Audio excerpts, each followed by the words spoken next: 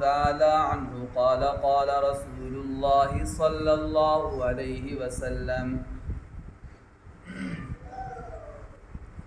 وَلَقَدْ كَانَ فِيمَا قَبْلَكُم مِّنَ الْأُمَمِ مُحَدَّثُونَ فَإِن يَكُ فِي أُمَّتِي أَحَدٌ فَإِنَّهُ عُمَرٌ أَوْ كَمَا قَالَ عَلَيْهِ الصَّلَاةُ وَالسَّلَامُ۔ میرے معزز سامعین و ناظرین اکرام، آج 19 ذی الحجہ 1444 ہجری ہے اور 27 ذی الحجہ کو حضرت عمر بن خطاب خلیفہ دوم مراد رسول حضور صلی اللہ علیہ وآلہ وسلم کے سسر مصلی رسول پر فجر کی نماز پڑھاتے ہوئے زخمی ہوئے اور یکم محرم الحرام کو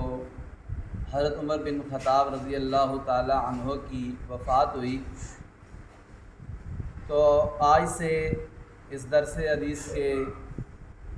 حدیث میں اور فرض نماز کے بعد انشاءاللہ حضرت عمر بن خطاب رضی اللہ تعالی عنہ کی فضیلت پر جو آپ صلی اللہ علیہ وآلہ وسلم کی احادیث موجود ہیں وہ انشاءاللہ آپ کے سامنے ذکر کی جائیں گی، تاکہ ہمارے دلوں کے اندر صحابہ اکرام رضوان اللہ تعالی علیہم اجمعین کی محبت رچ اور بس جائے۔ یہ جو میں نے ابھی حدیث پاک آپ کے سامنے پڑھی ہے، یہ حدیث پاک بخاری اور مسلم دونوں کتابوں میں موجود ہے۔ حضرت ابو ہریرہ رضی اللہ تعالیٰ عنہ سے روایت ہے، وہ فرماتے ہیں کہ اللہ کے پاک رسول صلی اللہ علیہ وآلہ وسلم نے فرمایا، جو پہلے امتیں گزری ہیں ان میں بھی محدثون ہوتے تھے۔ محدثون کسے کہتے ہیں؟ ایسے لوگوں کو جن کے دلوں میں اللہ رب العزت بات ڈال دے، وہ نبی نہ ہوں لیکن اللہ تعالیٰ ان کے دل میں کوئی بات ڈال دیں اور وہ بات جب وہ کریں تو ہو بہو وہ سچی ثابت ہو، اسے کہتے ہیں محدثون۔ حضور نے فرمایا فَإِن يَكُ فِي أُمَّتِي أَحَدٌ فَإِنَّهُ عُمَرٌ، اگر میری امت میں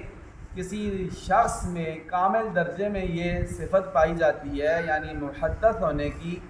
جس کے دل میں اللہ تعالیٰ جو بات ڈالیں اور وہ بات کرے تو وہ بات اس کی سچی ثابت ہو، وہ حضرت عمر بن خطاب رضی اللہ تعالیٰ عنہ ہیں۔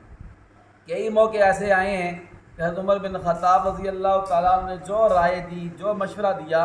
اللہ تعالیٰ کو وہ اتنا پسند آیا کہ اللہ تعالیٰ نے آسمان سے اس کو قرآن پاک بنا کے نازل فرمایا۔ حضرت عمر بن خطاب نے کہا کہ میرا دل چاہتا ہے کہ مومنوں کی عورتیں اور نبی کی بیویاں بیٹیاں پردہ کریں، اللہ تعالیٰ نے پردے والی آیتیں نازل فرمائی۔